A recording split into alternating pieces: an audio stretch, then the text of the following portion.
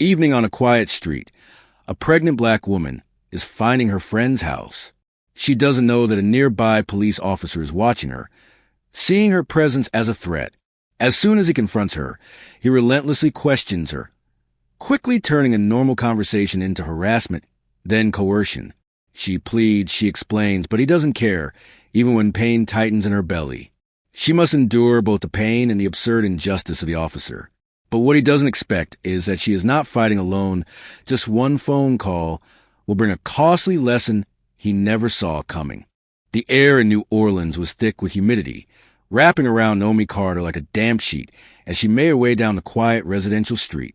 The pavement beneath her feet radiated the lingering heat of the day, and each step sent a dull ache through her swollen ankles. She was 8 months pregnant, and exhaustion clung to her bones, but she kept moving, her eyes scanning the house numbers lining the block. She had been here before, this very street, these very houses. But something felt off. Jade had told her the address over text, but her phone service had been spotty, refusing to load the message at the worst possible time. Naomi had tried to rely on memory, tried to picture the exact house, but they all looked the same in the dim glow of the streetlights. Had it been the blue door, or the green one, the second house on the left, or the third? She wasn't sure, and with each pass up and down the block her frustration grew. The neighborhood was quiet, unnervingly so. A well-manicured street, lined with white fences and neat flower beds. The kind of place where people peered through their curtains if they saw someone unfamiliar. The kind of place where her presence, a black woman walking alone, might be seen as unusual if not outright suspicious. She knew that. She could feel it in the weight of the silence pressing down on her, shifting her purse on her shoulder.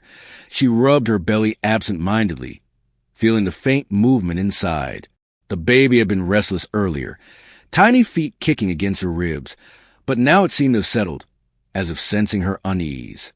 A part of her considered turning back, waiting until she could reach Jade by phone, but the thought of trekking all the way home just to do it all over again later made her sigh.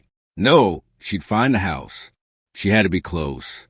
Then, a sound, the low hum of an idling engine. Naomi's shoulders tensed before she even turned her head.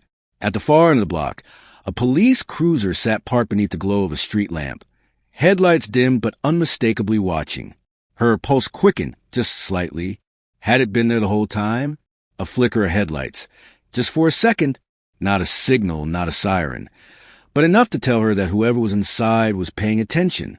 Naomi took a slow breath, willing herself to stay calm. It was just a cop. That didn't mean anything. And yet, something in the way the car sat there, the way the engine hummed steadily as if waiting, made her skin prickle.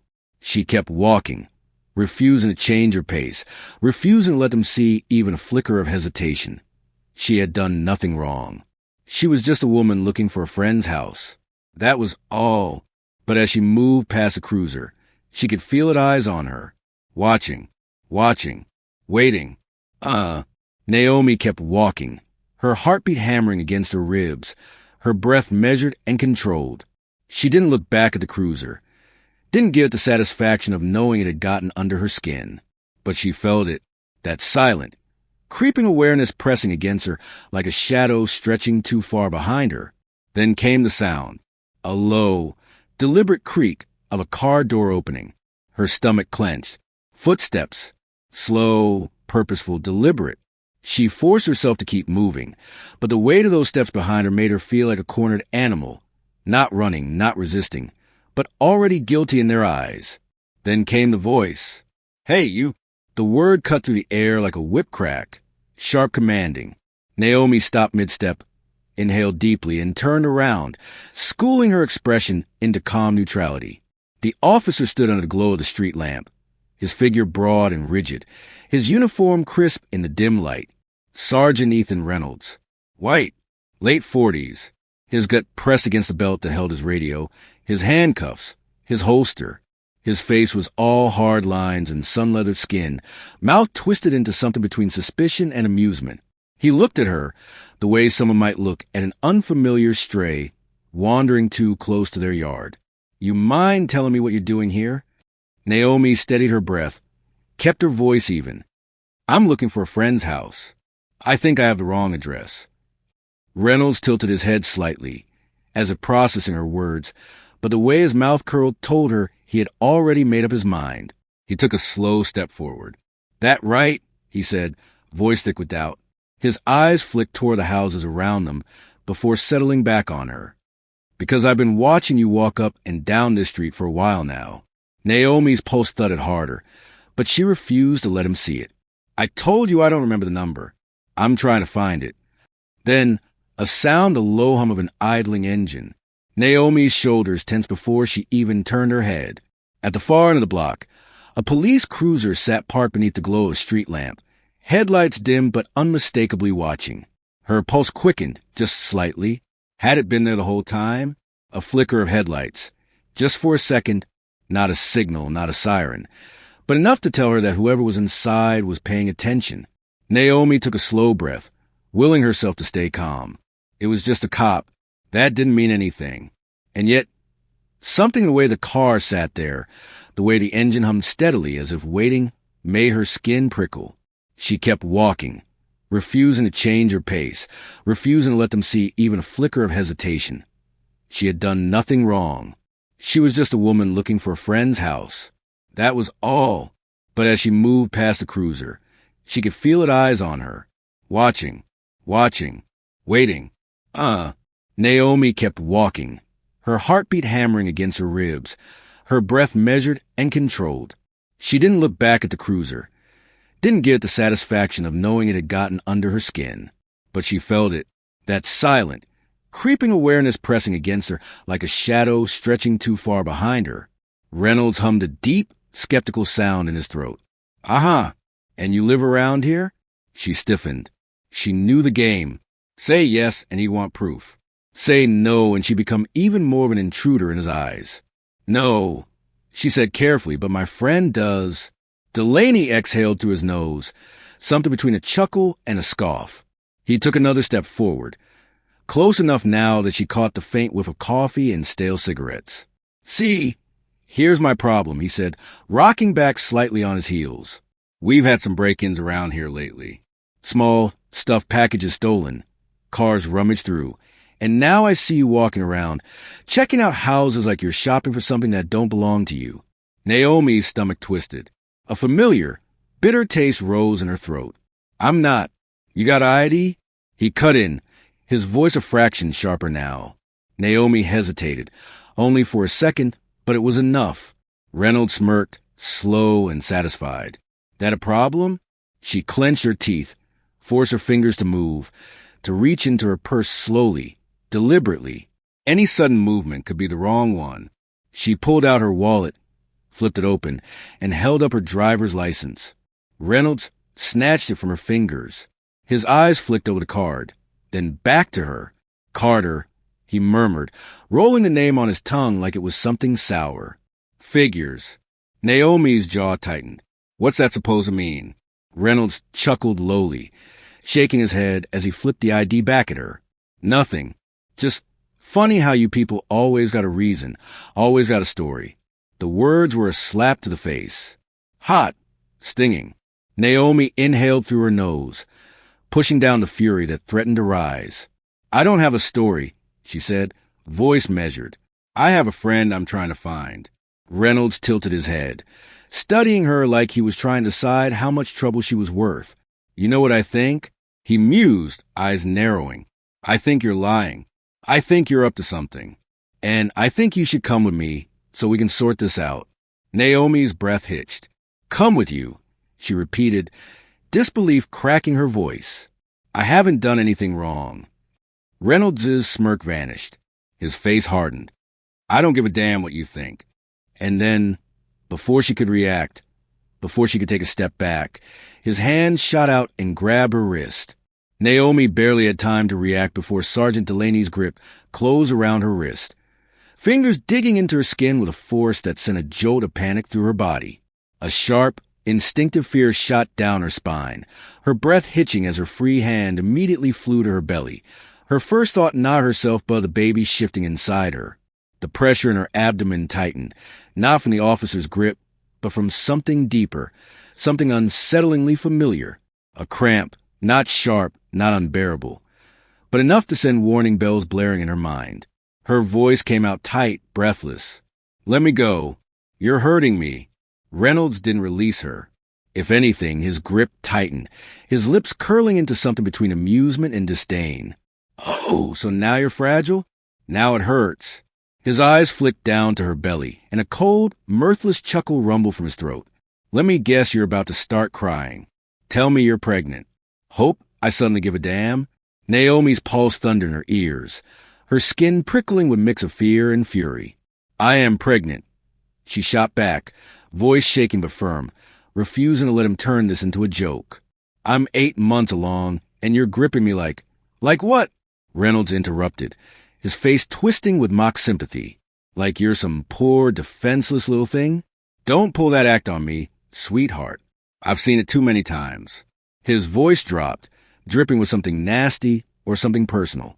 "You people always know how to play victim, when it's convenient."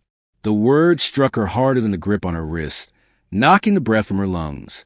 A familiar, suffocating anger rose in her chest, but she swallowed it down, forcing herself to think, to breathe, to stay in control because she knew how quickly this could spiral. She had seen it before, had lived it before. She forced her voice to stay level, though her stomach twisted with nausea. "I'm not playing anything. I just want to go." Reynolds scoffed, shaking his head as if she had said something ridiculous. "Go where?" "To your friend's house. Or should I say your next target?" His grip shifted, and she winced as his fingers pressed into her pulse point. "Let me tell you something. Carter, you think I don't know what this is. You walk around here, acting all innocent, waiting for some fool to trust. But I've been a cop for 20 years.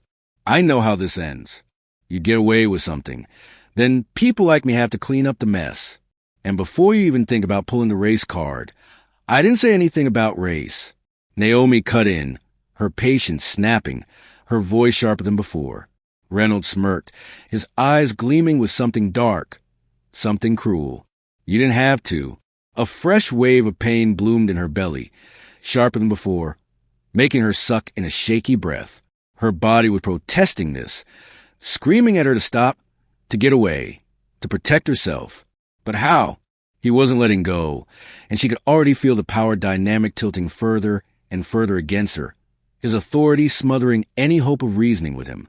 Her breathing turned shallow, the weight of the moment pressing against her ribs like a tightening vice. She tried again, softer this time measured.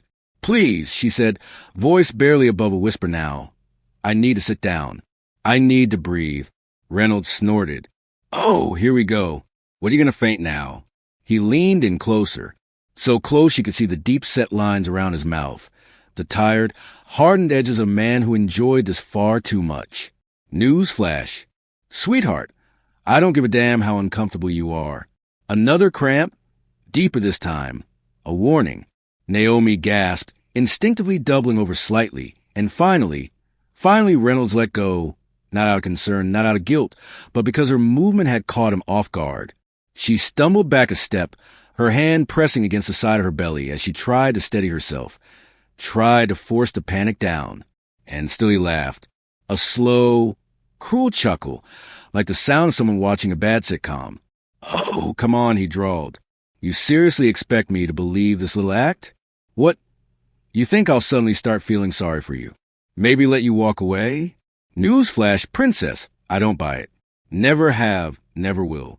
Naomi clenched her jaw, her fingers digging into the fabric of her dress, willing herself to keep breathing, to stay standing, to stay calm, because she knew the truth he wanted her to break.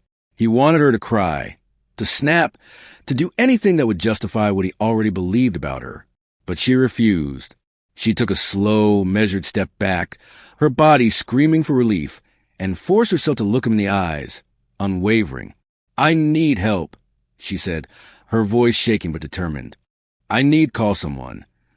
Reynolds' smirk deepened, as if he'd been waiting for her to say those words. "And who exactly do you think's going to come running?" he sneered. "Boyfriend? Baby daddy. Some thug will get himself shot before he even makes it to the block." Naomi's hands tightened into fists, her nails digging into her palms so hard it hurt, her entire body shaking not just from the pain, but from the absolute hatred radiating off this man like a furnace. And then she made a decision. If he wasn't going to help her, if he wasn't going to let her go, she would call for help herself, ignoring the fire in her belly, ignoring the ache in her ribs, ignoring the pure, suffocating rage threatening to consume her. She lifted her chin, gathered every ounce of strength she had left, and spoke loud enough for the whole damn street to hear. "Somebody call my dad, please. His number is 504-555-2978. Her voice cracked, raw with panic. "Call him now. He's nearby. Please just call. 504-555-2978. 504-555-2978. A beat of silence. Then movement. A young couple standing near a parked car hesitated, exchanging uncertain glances. The woman shifted uncomfortably, biting her lip, but neither of them reached for their phones. A middle-aged man across the street frowned, his hand hovering over his pocket, as if debating whether or not to intervene. Then finally someone acted. An older woman standing just outside her porch pulled out her phone, her hand shaking as she dialed. "I am calling now," she said, her voice carrying across the street. Reynolds stiffened, his expression flickering just for a second. Annoyance. Calculation. For the first time since this began, uncertainty crept into his eyes. But Naomi barely registered it, because help was coming. Daniel Carter had been in law enforcement for over 30 years, but the words that cracked through his phone sent a different kind of terror through him, one he had never felt in his entire career. "Your daughter needs help. A cop? He's grabbing her. She's in pain." The moment he heard those words, he was moving. His black SUV screeched away from the curb, tires biting into the asphalt as he tore through the streets. His breath came in sharp bursts, his jaw clenched so tightly his teeth ached it. He could barely hear the blaring horns of other cars as he blew past intersections, his mind a single, focused thread of rage and fear and urgency. He was just a block away. Less than 2 minutes. 2 minutes in which a man like Reynolds could do irreparable damage. 2 minutes in which his daughter could be suffering, helpless, alone. The moment he rounded the corner, his stomach turned to stone. There she was, Naomi, hunched over, clutching her belly, her face twisted in pain, and standing over her Reynolds, a white-knuckled grip on his baton, a sneer still lingering on his lips, a stance too close, too controlling, too fucking familiar. Daniel's foot slammed the brake, the sub fishtailing slightly as it came to a violent stop. Before the tires had even settled, his door was open, his feet hitting the pavement like gunfire. "Get my daughter out now, D. Reynolds." The sheer force of his voice ripped through the street like a shot. The air shifted. The crowd stopped breathing. And Reynolds? He froze. His head snapped toward the voice, his entire posture locking up. His fingers twitched near his baton, but he didn't grip it. Not now, because the man storming toward him wasn't just anyone. It was Daniel Carter. The name alone carries weight. 55 years old. Captain. A man known for dismantling corruption within his own ranks. A man who had built a reputation that even men like Reynolds had been forced to respect or fear. And right now Reynolds looked afraid. Daniel was on him in seconds, his towering frame closing the space between them with the kind of fury that made men hesitate. Naomi sucked in a shuddering breath. She could barely process what was happening her father, here, like a storm that had finally broken. The pain in her belly was a dull roar now, radiating through her spine, her limbs weak and trembling. Reynolds's mouth opened, fumbling for an excuse. She was resisting. "Don't make excuses." Daniel's voice slashed through the air, sharp and final. Reynolds's face paled. The crowd moved in closer. Phones rose higher. A woman's voice pierced a moment, raw and shaking. He dragged her. "She's in pain. We saw everything." Naomi's knees buckled, and she sank onto the curb, her breath coming in ragged bursts. The pain was unrelenting now, a sharp, twisting pressure in her abdomen. She pressed a hand against her belly, trying to breathe through it, but fear gnawed at her ribs. Daniel saw it, saw his daughter, his baby girl, crumbling under the weight of it all, and something inside him snapped. He turned back to Reynolds, his presence a force of nature. The man in front of him wasn't just another cop anymore. He was a threat, a line that had been crossed, a line that will not be ignored. And Delaney knew it. For the first time, his confidence faltered. Daniel's breath was slow, measured, but the rage behind his eyes was anything but. His jaw clenched so tightly it felt like his teeth might crack. His fists locked at his sides, the veins in his neck taut with barely restrained fury. And Delaney knew the moment had shifted. He wasn't just facing a frustrated citizen anymore. He was staring into the eyes of a father whose daughter he had just brutalized, or Cephaler who outranked him, whose name carried more weight than his badge ever could.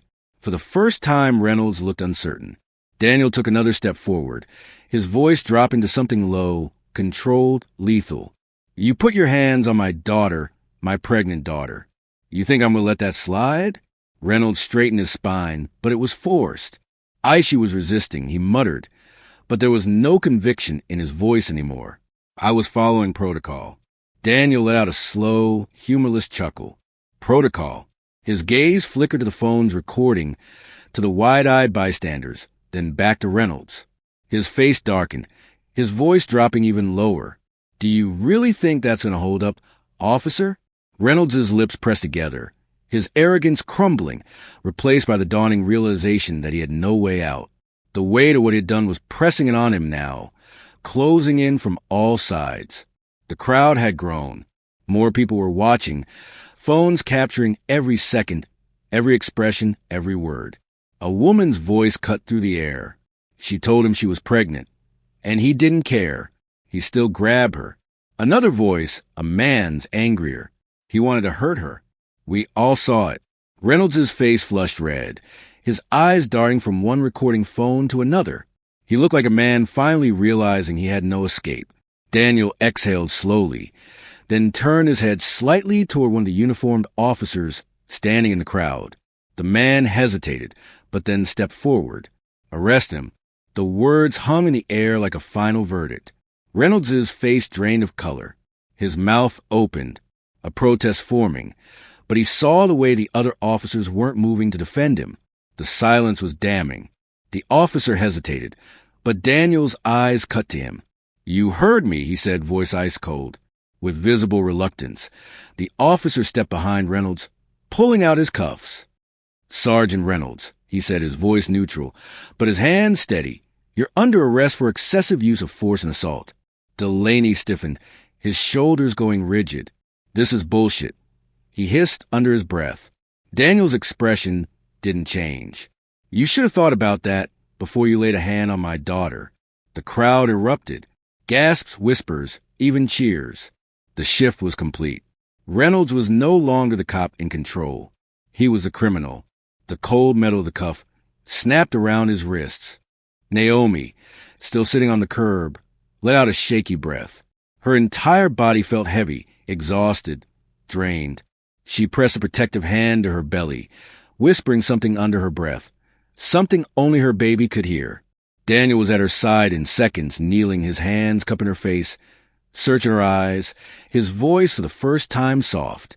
"Baby girl, are you hurt?" Naomi swallowed, her throat thick. A deep breath. "I think I need to go to the hospital, just to be sure." Daniel nodded, his jaw clenching, but his eyes filled with something else now, relief. An ambulance was already pulling up, the sirens cutting through the thick tension in the air. Reynolds, now cuffed, now powerless, was shoved toward the back of a squad car. And Daniel didn't even look at him, because Reynolds didn't matter anymore. The only thing that mattered was Naomi, and the fact that she and her baby would be okay. As Reynolds was shoved into the back of the squad car, his mind spun, grasping for something, anything that could undo what had just happened. But there was nothing. The weight of the cuffs around his wrists felt heavier than they should have, suffocating, final. The same cold steel he'd used on so many others, now locked around his own skin. The murmurs in the crowd grew louder, the disdain, the disgust, the anger all directed at him now. He could feel their eyes, their judgment, their satisfaction. His stomach twisted as he looked through the tinted window, watching as Daniel knelt beside his daughter, his voice low, protective.